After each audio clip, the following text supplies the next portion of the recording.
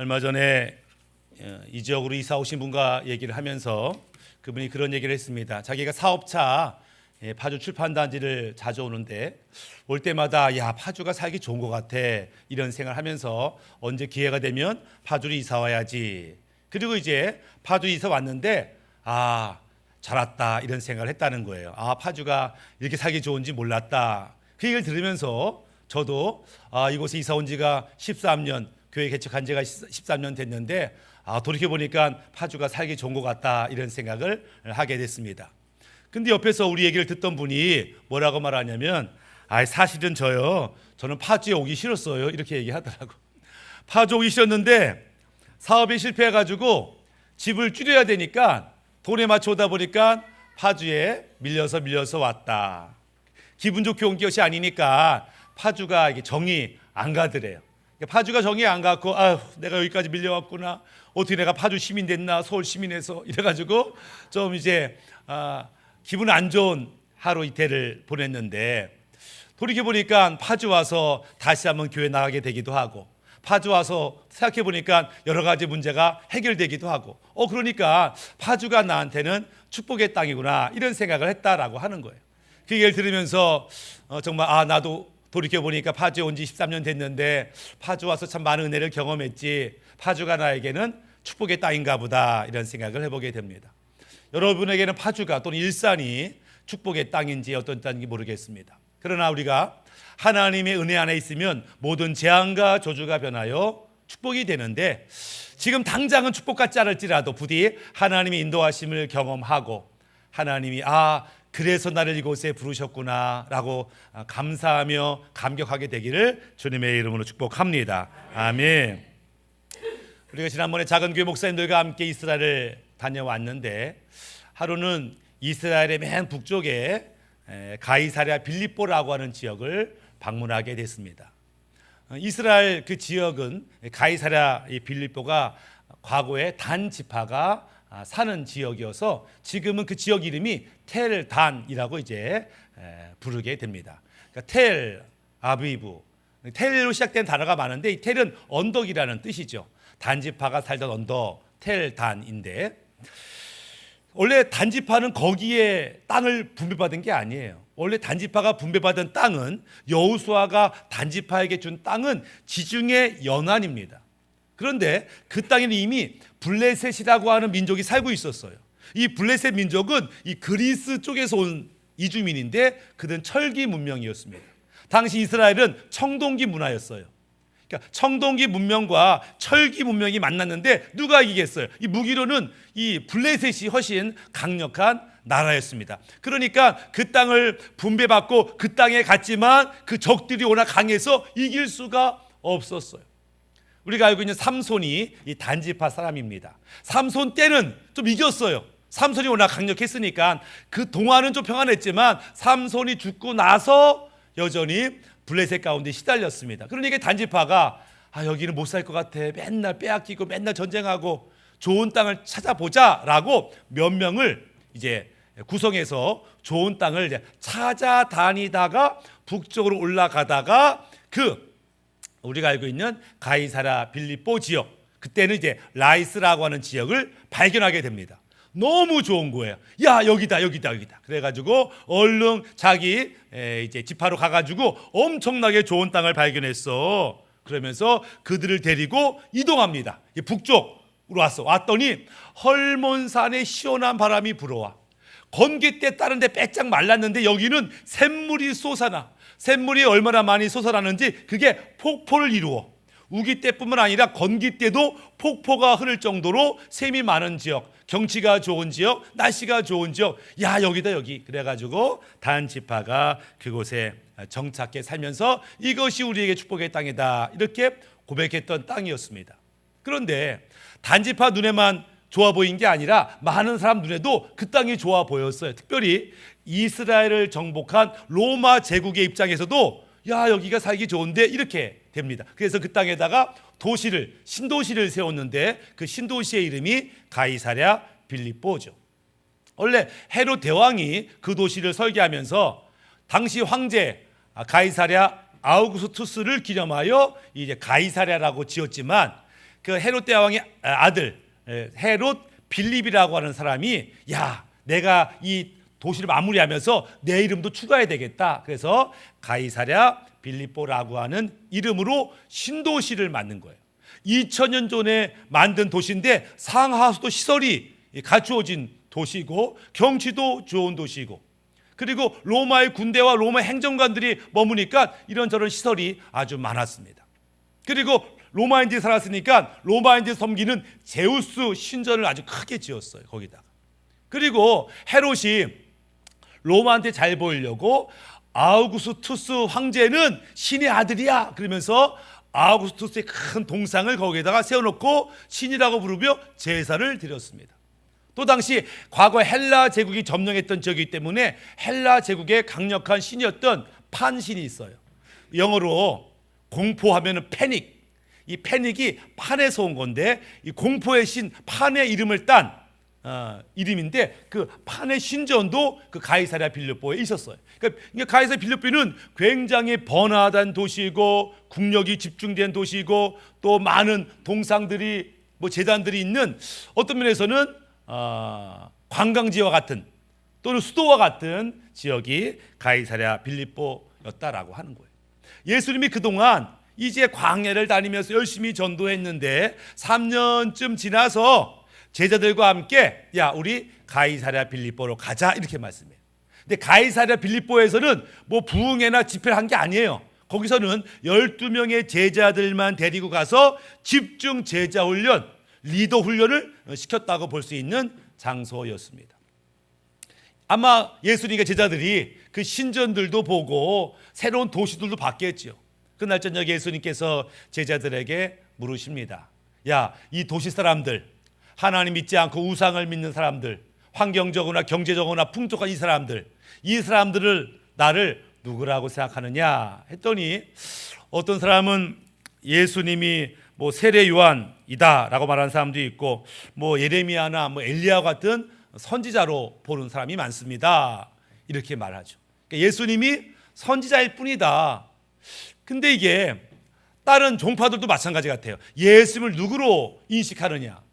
유대교에서도 이슬람교에서도요, 예수님은 그냥 선지자일 뿐이다, 수많은 선지자의 한 명일 뿐이다 이렇게 말해요. 통일교에서도 신천지에서도요, 예수님은 그냥 실패한 선지자일 뿐이다 이렇게 말해요. 이상하게.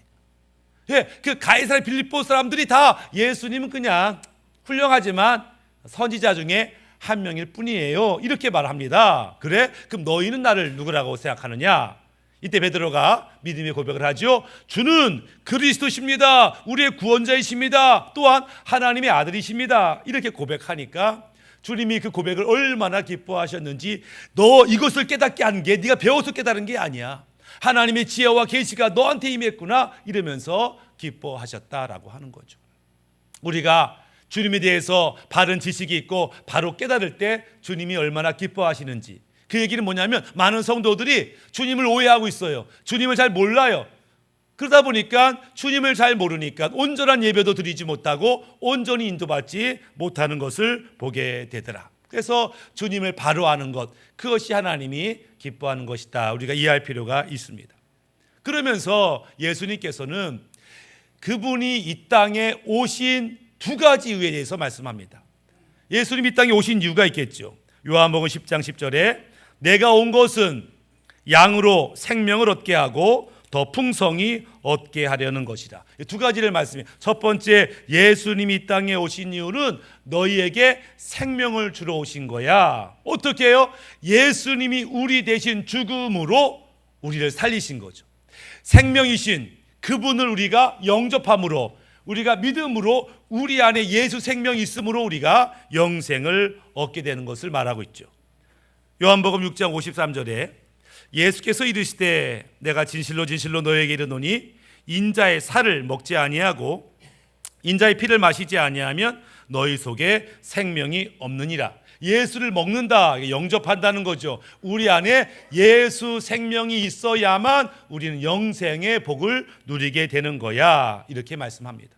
우리가 나 구원의 확신이 있어, 이 다른 말로 하면 내 안에 예수님이 계셔, 이거랑 같은 말이죠. 근데 내 안에 예수님이 계신지 모른다면 아주 그것은 위험한 상태입니다. 내 안에 주님이 계신 줄 알고 이분의 인도를 받는 것, 그것이 우리가 가장 먼저 주님께 구해야 할 첫 번째 기도 제목인 것을 봅니다. 두 번째는 예수 이 땅에 오신 이유가 뭐냐면 너희를 더 풍성하게 풍요롭게 형통하게 하는 것이 주님의 뜻이야, 이렇게 말하죠. 마치 자녀를 키우는 부모가 자녀가 잘 되고 복받고 좋은 직장에서 건강하면 얼마나 기쁘겠어요. 근데 자녀가 아프고 직장도 못 구하고 여러 가지 문제가 일으면 얼마나 마음이 부모가 아프겠어요. 동일하게 주님께서는 우리의 자녀된 우리들이 행복하고 평안하고 풍족하게 사는 것을 기뻐하신다, 이렇게 말씀하시면서 누가복음 9장 1절에 예수께서 제자를 불러 모으사 모든 귀신을 제어하며 병을 고치는 능력과 권위를 주시고, 예수를 영접하고 믿고 따르는 제자들에게 권세와 능력을 주셨다. 왜? 너를 괴롭히는 질병, 너를 괴롭히는 어둠의 악한 영들을 이기라는 거죠. 문제를 해결하는 거죠. 그래서 형통한 인생을 살라, 이렇게 말씀하는 것을 보게 됩니다.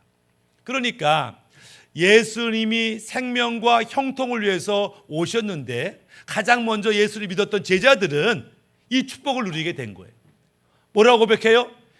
생명의 말씀이 주께 있사오니 우리가 어디로 갑니까?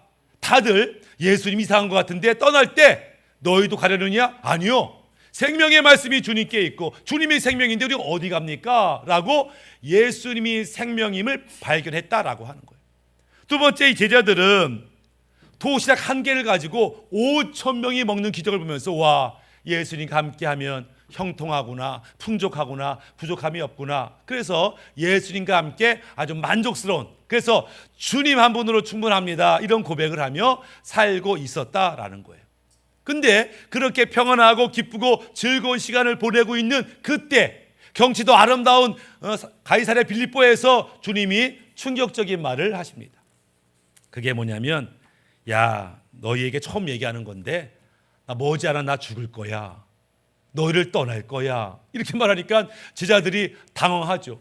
아니 왜 죽어요?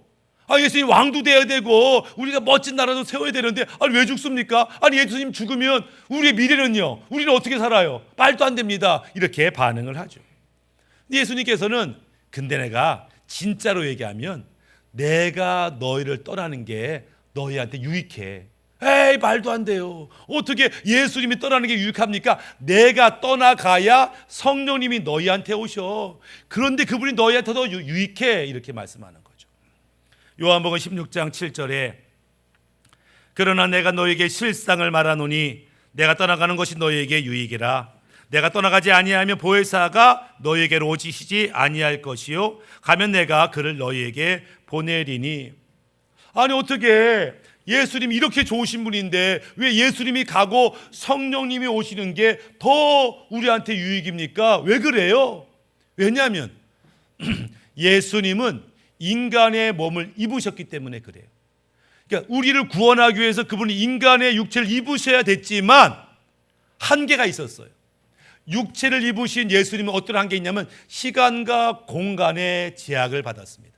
예수님이 엄청 좋으신 분이지만 예수님을 만나본 사람들은 유대인뿐이라, 이스라엘에 살던 사람뿐이라. 왜? 그분이 육체를 입었기 때문에 이스라엘도 있고 미국도 있고 유럽에도 있고 그럴 수가 없었어요. 그냥 육체를 입었기 때문에 한 번에 한 곳에만 있을 수밖에 없었고 그분에게 주어진 공생에도 3년이라는 시간밖에 없었기 때문에 다른 수많은 민족들, 수많은 후손들은 예수님 만날 기회가 없고 구원을 기회가 없었다. 그런데 예수님이 떠나고 오실 성령님은 영으로 오시기 때문에 시간과 공간에 지배받지 않아요. 동시에 미국에도 한국에도 북한에도 있을 수 있고 누구에게나 어느 시대거나 역사할 수 있었기 때문에 이스라엘만을 위해서라면 예수님이 육체를 입으신 것도 나쁘지 않지만 모든 민족에게 구원이 전파되기 위해서는 성령님이 오셔야 하기 때문에 너희 인간들에게 유익한 것이다, 이렇게 말씀을 하셨다라고 하는 거죠. 하박국 시대에 하박국이 불만이 많았습니다. 점점 이 공의가 질서가 막 사라지는 거예요. 정직하게 살고 믿음으로 사는 사람들은 손해보고 빼앗기고 죽임당하고 못된 인간들이 막 잘 살아요. 막 하나님께 원망합니다. 하나님 가만 계시겠습니까? 나라가 이 꼴입니다. 막 그러면서 뭐 하소연하는 모습, 절망하는 모습, 불평하는 하박국이 갑자기 기도 중에 한 가지를 깨닫습니다. 하박국 3장 2절에 여호와여 내가 주께 대한 소문을 듣고 놀랐나이다. 여호와여 주는 주의 일을 이 수년 내에 부응하게 하옵소서. 이 수년 내에 나타내시옵소서. 진노 중에라도 국류를 잊지 마옵소서. 여기에 성경에 처음으로 등장하는 단어가 있었는데 부흥이라고 하는 단어예요. 뭐 교회에서 자주 사용하는 단어죠. 부흥. 부흥이 뭐예요? 우리 조그만 교회가 1000명 교인 됐어. 부흥해서 이렇게 이제 말하기도 하죠. 그 도시가 예수 믿는 사람이 몇 명 없었는데 예수 많이 믿게 됐어. 뭐 부흥이라고 얘기하죠. 근데 이 부흥이라고 썼던 단어가 하이예후라는 단어인데 이 단어의 뜻은 살게 하다 이런 뜻입니다. 죽은 자를 살게 하다, 죽으려고 하는 사람을 살게 하다, 이게 부흥의 원래 뜻이죠. 그러니까 지금 하박국은 하나님 우리 민족 살려 주옵소서 이렇게 기도하는 거예요. 그러니까 부흥시켜 주옵소서가 그냥 뭐 조금 더 나은 게 아니라 이미 죽었고 이미 죽어가는 우리 백성을 좀 살려달라고 기도했고, 하박국이 죽음에서 살아난 역사가 있겠구나, 속히 그것이 이루어지기 원합니다라고 기도하는 모습을 보게 됩니다. 이 부흥이 언제 일어났냐? 예수님이 무덤을 뚫고서 죽음을 깨뜨리고 부활하셨을 때 일어나고, 성령이 그분 가운데 임재하셨을 때 죽은 나사로를 살리는 것을 보게 됩니다. 베드로도 하나님의 성령으로 죽은 과부 도르가를 살리고, 사도 바울도 죽은 유두고를 살리는 이 죽음에서 살아나는 부흥. 부흥이 그저 규모만 커지는 게 부흥이 아니에요. 죽은 자들이 살아나고 죽을 자들이 살아나는 역사를 부흥이라고 말한다라고 하는 것이죠. 그래서 성령님이 이 땅에 오셨는데 성령님이 하시는 일이 예수님이 하신 일과 똑같아요. 살리는 일이고 형통케 하는 일이다라고 하는 거예요. 그래서 성령이 역사하는 곳에 살아나는 역사가 있는 것이고, 성령의 다스림을 받을 때 우리가 풍성의 복을 누리게 되더라. 요한복음 7장 38절에 나를 믿는 자는 성경의 이름과 같이 그 배에서 생수의 강이 흘러나리라. 이 광야에 있는 백성들이 물이 늘 부족했어요.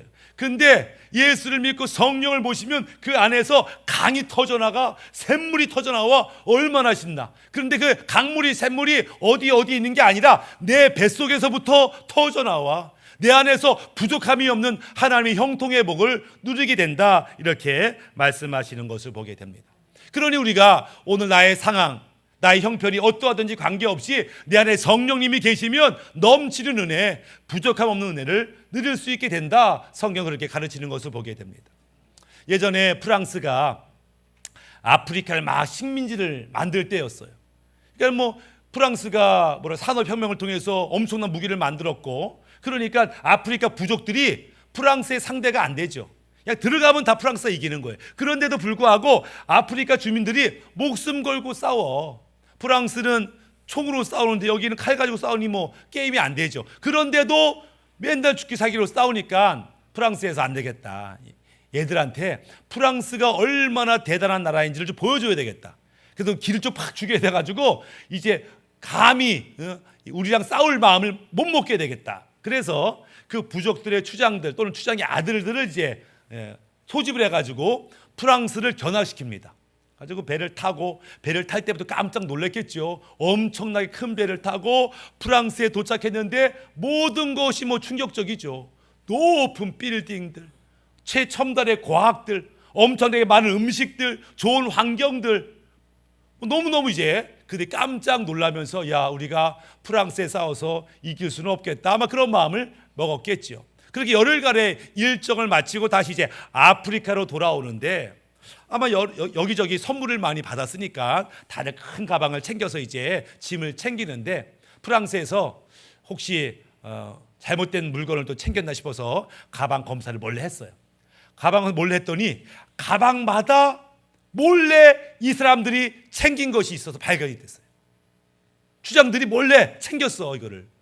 그게 봐요. 그게 바로 수도꼭지였어요.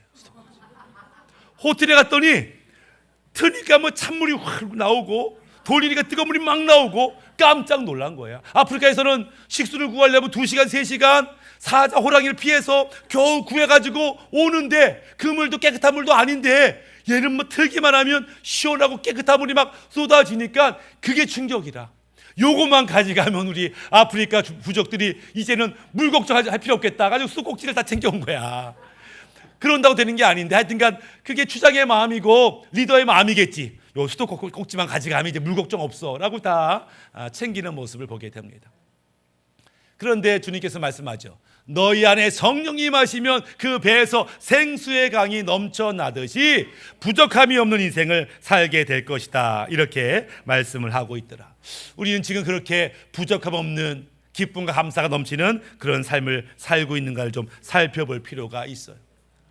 성경에는 기쁨과 감사가, 은혜가 넘친다는데 내 환경을 돌아보면 문제투성이야. 나는 은혜 받지 못했나? 이러신 분들이 있어요. 근데 성경은 뭐라고 말하는가? 사도행전 9장 31절에 그리하여, 성령이 임하시니까 그리하여 온 유대와 갈릴리와 사마리아의 교회에 편안하여 든든히 서가고 주를 경외함과 성령의 이로로 진행하여 수가 더 많아지니라. 그러니까 초대교회에 성령의 역사로 교회가 든든해지고 많은 사람이 예수 믿게 되고 막 기쁨과 감사가 넘쳐나게 되더라, 이렇게 이제 표현하고 있어요. 그런데 이렇게 아주 기분 좋게 말씀을 표현했지만 실상 믿는 자들의 삶은 그렇게 쉽지가 않았어요. 유대교가 본격적으로 기독교를 핍박하기 시작했고 그동안 지켜만 보던 로마 황제가 기독교는 위험하다, 없애라, 이런 명령을 내렸기 때문에 실상 기독교인들의 초대교회의 삶은 쉽지가 않았습니다. 숨어 다녀야 되고 피해 다녀야 되고 산속에 도망가야 되고, 그럼에도 불구하고 성령님이 그 안에 계심으로 말미암아 상황과 환경과 관계없는 기쁨과 감사, 부흥을 그들이 경험하게 됐다, 이렇게 말씀하는 것을 보게 됩니다. 많은 사람들이 이제 상황을 보니까 망했어, 이제 끝장났어, 이렇게 말하는데 우리 안에 계신 성령이 뭐라고 말씀하면은 아니야, 끝난 거 아니야, 좋은 일이 있을 거야, 이제 새 역사를 너희가 경험할 거야, 이렇게 말씀을 하더라. 이럴 때 우리는 선택해야 됩니다. 상황 환경 보고 나 망했어, 끝장났어, 내 인생 이제 끝이야 라고 판단하고 절망할 것이냐, 성령이 말씀하신 대로 아니야, 끝이 아니야, 이제 새 역사가 있을 거야, 새 생명의 역사가 있을 거야 라는 그 말씀을 믿을 거냐, 그 판단에 따라서 우리의 인생이 달라진다라고 하는 것이죠. 그 성령의 말씀을 믿고 아멘 할 때 우리의 인생이 완전히 달라져요. 비로소 빛과 소금의 삶을 살게 되는 것을 보게 됩니다. 세계적인 석학으로 알려진 이어령 교수님이 계셨는데 이분은 불신자였습니다. 이분의 딸이 하나 있었는데 이미나라고 일찍 미국으로 유학을 보냈어요. 공부를 열심히 해가지고 미국에서 변호사가 됐고 그 다음에 검사까지 됐어요. 그러니까 이제 한국 여인이, 키 조그만 여인이 미국 검사였으니까 출세한 거죠. 출세했는데 이분이 이제 그 미국에서 예수를 믿고 은혜 받은 거예요. 그러면서 나 하나 출세하는 게 다가 아니다, 내가 목사가 돼가지고 하나님을 기쁘시게 해드려야지. 그래서 이 검사 딸 이민아가 갑자기 목사가 됐습니다. 아버지도 다 놀랬죠. 아니 갑자기 우리 잘 나가는 딸이 갑자기 목사가 되더니 한국에 오자마자 아버지도 교회 가시죠, 이러는 거예요. 나는 안 간다, 나는 교회 안 간다. 그러면서 이제 예수님을, 딸은 목사가 됐지만 이 아버지는 예수를 안 믿게 됐어요. 매 만날 때마다 전도했지만 아버지가 요지부동이었는데 딸이 암에 걸렸습니다. 위암에 걸렸어요. 그러니까 아버지가 충격을 받았지요. 그러니까 미국인 딸을 불러왔습니다. 야, 미국에 있기보다는 한국에 와라. 한국에 좋은 의사 있고 또 부모가 있는 데서 네가 치료받아야지 하면서 한국에 왔어요. 그러니까 이제 한국에 입원한 딸을 아버지가 보러 갔는데 걱정이죠. 뭐라고 말할까 이제. 입원한 딸을 봤는데 얼굴에 빛이 나는 거예요. 기쁨과 감사가 넘치는 거예요. 그러니까는 아버지가 당황하는 거죠. 아니 연약해진 이 딸을 누가 이렇게 강하고 담대하게 만들었을까? 이렇게 절망스러운 상황 속에서도 어떻게 기쁨과 감사를 할 수 있을까? 그 비결이 뭘까? 그러면 다시 한번 예수님에 대해서 묵상하더니 결국 예수님을 믿고 영접하는 일이 벌어진 것을 보게 되죠. 믿는 자가 누가 봐도 절망적 상황인데 어떻게 저 가운데 기뻐할 수 있을까? 성경은 말합니다. 너의 환경과 상황이, 문제가 너를 넘어뜨리는 게 아니야. 그 문제를 네가 어떻게 바라보냐에 따라서 너의 인생은 달라지는데, 환경을 바라보지 아니하고 주님 말씀을 믿고 바라보면 이까짓 거 아무것도 아니죠. 우리의 기쁨도 감사도 은혜도 빼앗을 수 없다. 성경 그렇게 가르쳐 주는 것을 보게 되죠. 그것이 우리 안에 성령님이 계시기 때문에 누릴 수 있는 영적인 축복이다. 성경 그렇게 말하는 것을 봅니다. 성령이 우리 안에 임하시고 우리를 다스릴 때 비로소 생명의 역사가, 형통의 역사가 있는 것이죠. 어저께 탄현면에서 목회하시는 그 외국인 사역하시는 목사님이 전화를 했어요. 이런저런 얘기를 하면서 자기가 외국인 사역한 지 벌써 10년이 넘었는데 지금처럼 행복한 적이 없다, 이렇게 말씀을 하시는 거예요. 그전에는 예배 시간에 외국인들이 늦게 온다는 거예요. 마지못해 오고 설교 시작되면 오고 와서 또 핸드폰 보고 있고 또 예배 끝나자마자 그냥 바로 집에 가기 바쁘고 재미가 좀 없었대라는 거예요.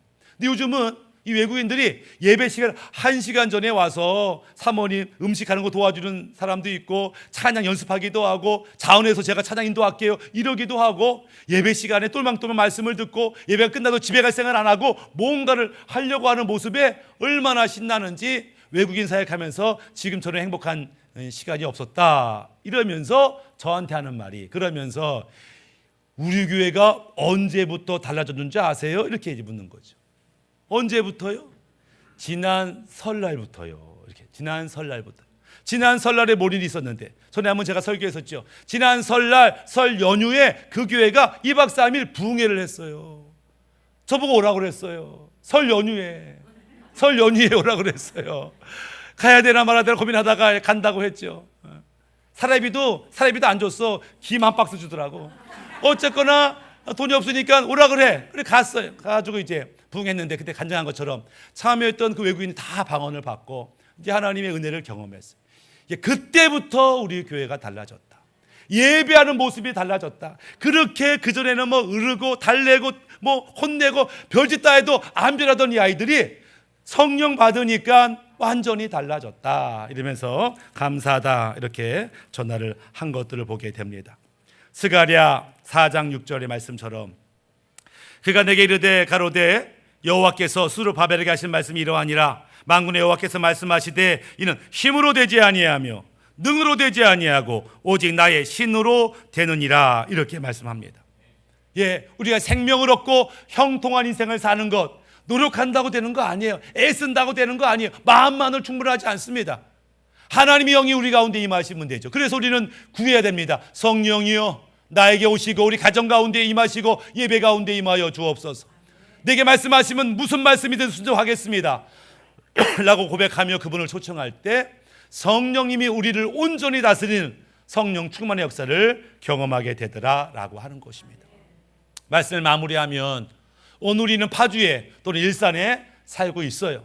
이 땅이 여러분에게 축복의 땅이 되었는지를 보실 필요가 있습니다. 주님이 우리 안에 계시면 우리가 어디에 머무르든지 거기가 축복의 땅이 되는데, 내가 비록 좋은 땅에 왔어도 주님의 인도받지 못하면 축복의 인생을 살 수 없는 것이죠. 바라기는 주님의 인도 따라 파주에 왔더니 얼마나 좋은지, 하나님이 이런 복을 주려고 나를 파주로 부르셨구나, 이런 고백되기를 주님의 이름으로 축복을 합니다. 아멘. 주님께서 말씀하시죠. 너희는 내게 무엇을 구하느냐. 주님은 두 가지를 주러 왔다고 그랬어요. 생명을 주러 오셨다, 더 풍요롭게 하기 위해서 오셨다라는 거예요. 그러니까 우리가 주님을 구할 때는 먼저는 생명을 달라고 구원하시고, 생명 얻었으면 주님으로 인한 형통을 위해서 기도할 필요가 있는 거죠. 누가복음 12장에 어떤 사람이 찾아왔어요. 예수님 저 좀 도와주세요. 뭐가 문제냐? 우리 형이 아버지 재산을 다 차지해놓고 저한테 안 줍니다. 형한테 좀 한마디 하셔가지고 재산 좀 딱 분할하게 도와주세요. 이렇게 요청을 했어요. 예수님이 뭐라고 반응하시냐면은, 누가 나를 너의 재산이나 물건이나 그런 거 분배하는 사람으로 나를 세웠냐?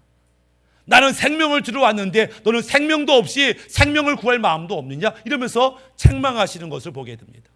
오늘 우리가 주님께 기도하는 기도 제목이 진짜 주님이 나의 구원자고 하나님이시기 때문에 구하는 기도 제목인지, 아니면 그냥 주님께 합당한 기도 제목이 아닌 맨날 돈만 주세요, 돈만 주시면 됩니다, 이렇게 돈 맡긴 것처럼 맨날 그것만 구하고 있는지 좀 살펴볼 필요가 있다라고 하는 것이죠. 그래서 예수님께 생명을 구하고 죄를 이길 수 있는 권세를 구하고 성령을 구하고 성령의 은혜를 구하심으로 말미암아 먼저 우리가 달라져야 되죠. 우리가 달라지면 배우자가 알아보고 아이들이 알아봅니다. 우리 엄마 달라졌어. 우리 아빠 달라졌어. 이게 은연중에 감동이 돼요. 그러면 나도 언젠가 분명히 다시 교회 가고 예수 믿을 거야 라고 하는 도전이 생기겠죠.